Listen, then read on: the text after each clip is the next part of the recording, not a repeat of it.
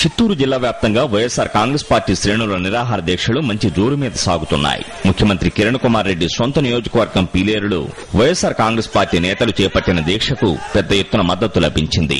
YSR Congress party Pileru సమన్వయకర్త చింతల రామచంద్రారెడ్డి నేతృత్వంలో దీక్షలు ప్రారంభమయ్యాయి. ఈ దీక్షలో YSR Congress party Rajampet parliament incharge Peddireddy Mithun Reddy కూడా పాల్గొన్నారు.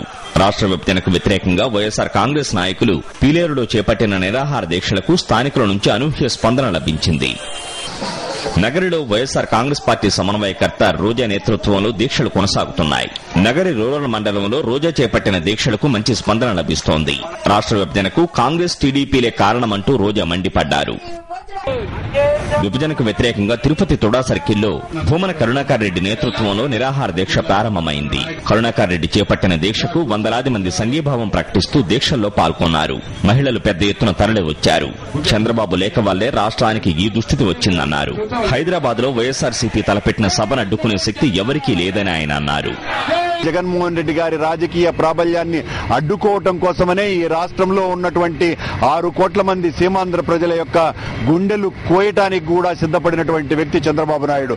ఆయన ఏమైనా మాట్లాడడానికి ఎంత నీచమైనటువంటి పలుకులైనా పలకగలిగినటువంటి ధీరోదాత్తుడు, వీరుడు.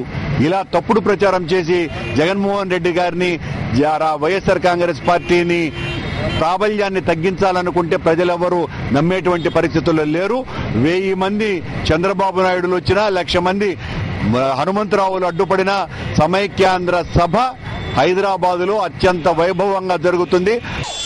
సమైక్య నినాదంతో ప్రముఖ పుణ్యక్షేత్రం శ్రీకాళహస్తి మారుమోగింది. వందలాది మంది విద్యార్థులు వైఎస్ జగన్మోహన్ రెడ్డి మాస్కులు ధరించి ర్యాలీ నిర్వహించారు. శ్రీకాళహస్తి వైఎస్సార్ కాంగ్రెస్ పార్టీ సమన్వయకర్త బియ్యపు మధుసూదన్ రెడ్డి ఆధ్వర్యంలో దీక్షలు ప్రారంభమయ్యాయి.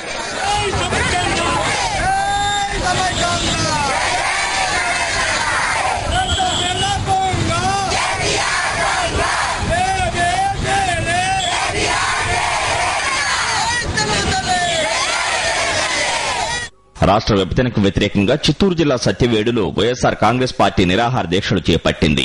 వైఎస్సార్ కాంగ్రెస్ పార్టీ సత్యవేడు సమన్వయకర్త ఆదిమూలం నేతృత్వంలో నిరాహార దీక్షలు ప్రారంభమయ్యాయి. ఆదిమూలంకు సంఘీభావం ప్రకటిస్తూ పలువురు దీక్షల్లో పాల్గొన్నారు.